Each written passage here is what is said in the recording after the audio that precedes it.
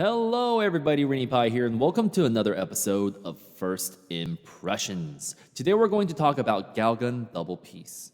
It is a rail shooter game recently released over on the PS4 and the PS Vita, and being a handheld gamer, I will only focus on the PS Vita version. So, there might be a slight difference, but you never know. So, Galgun Double Peace is a lighthearted game with a hilarious plot. You play as a protagonist, Hodai Kudoki, who must find a girlfriend because an angel by the name of Ekoro shot an arrow, making every girl infatuated with him for a single day. Lucky. Well, the bad thing is, once the arrow's effect wears off, he will never be able to get a girlfriend for the rest of his life. So, in order to avoid this, he must profess his love and get the girl.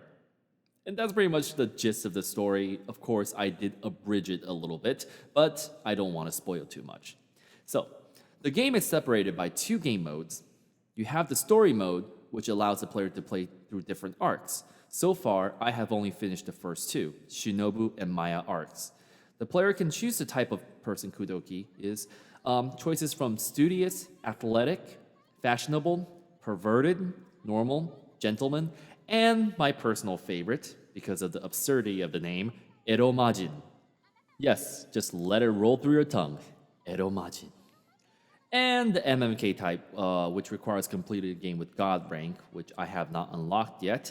But the stats of the character you pick will fluctuate depending on the girls you utilize the Doki Doki mode on, which I will cover later. The second game mode is a score attack mode, which is exactly as the name suggests, a score attack, but it only unlocks up to the story you finish. So be sure to finish all the stories before you start doing the score attack mode because you will not have one in the beginning. Now, the collection menu provides the player information of the girls encountered as well as the personal information of the gameplay, and the computer graphics collected during the storyline is also kept within this selection.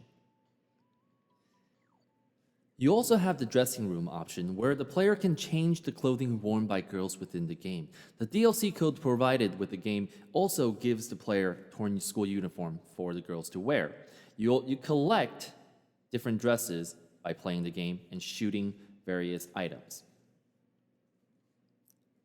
The option menu provides player ways to change the speed of text, aiming speed, button settings, as well as music. So, let's get into the gameplay. The game runs like a normal rail shooter, where left and right analog stick controls the movement of the crosshairs. The square button is your shoot button, where you can hold it for a slight AoE effect. The R button zooms in to provide a better view, and also collects data about the girls if you aim and hold it on specific areas of the body. It also allows the player to see bonus items, like ghost girls hidden within the game.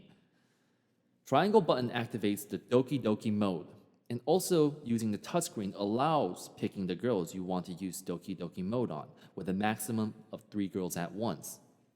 Now, finishing the mission brings the player into a hub screen in the story mode, allowing the player to purchase upgrades ranging from stronger shots to higher health values.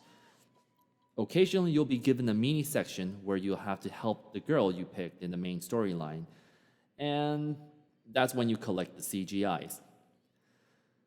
The normal girls you shoot in the game typically wears 3 different kinds of clothing: normal schoolgirl, athletic, and swimwear.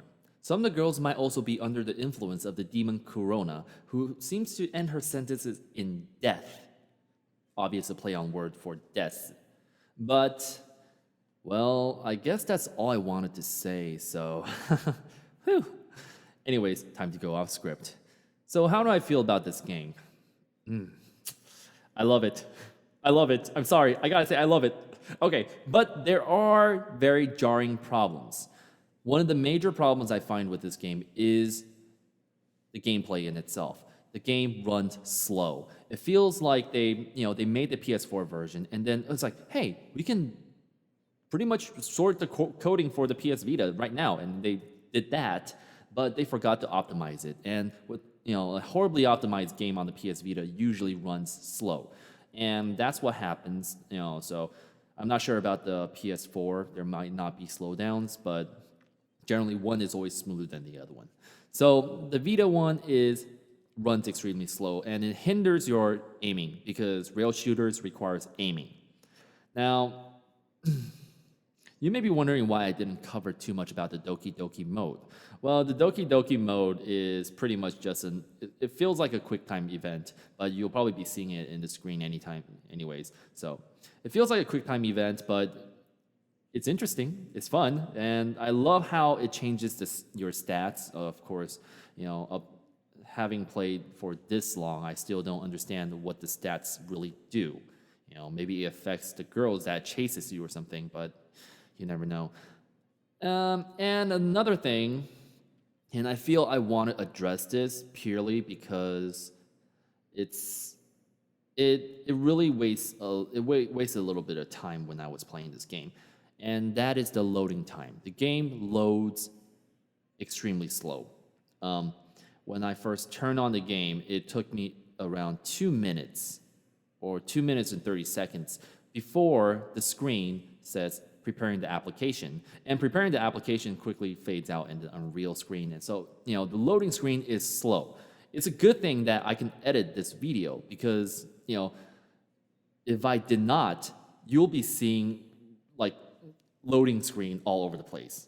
Like 10% of the recorded film is loading screen.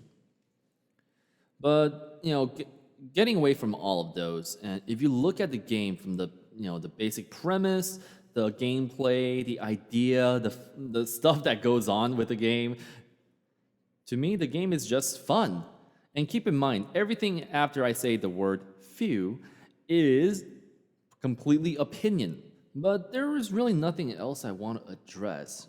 Sure, there is something in the back of my mind I really want to, just scream out, and completely denounce something. But I'd rather not do that here, and I want to keep this video as, pure as it can. So I guess that's all I need to say. So thank you guys for watching. I hope you all have a good night, good day, wherever you are. If you have any questions involving this game or any of my previous First Impressions game, please contact me through the comment section or Twitter or any of the social media stuff I'm probably on. I'll see you all a little later. Goodbye.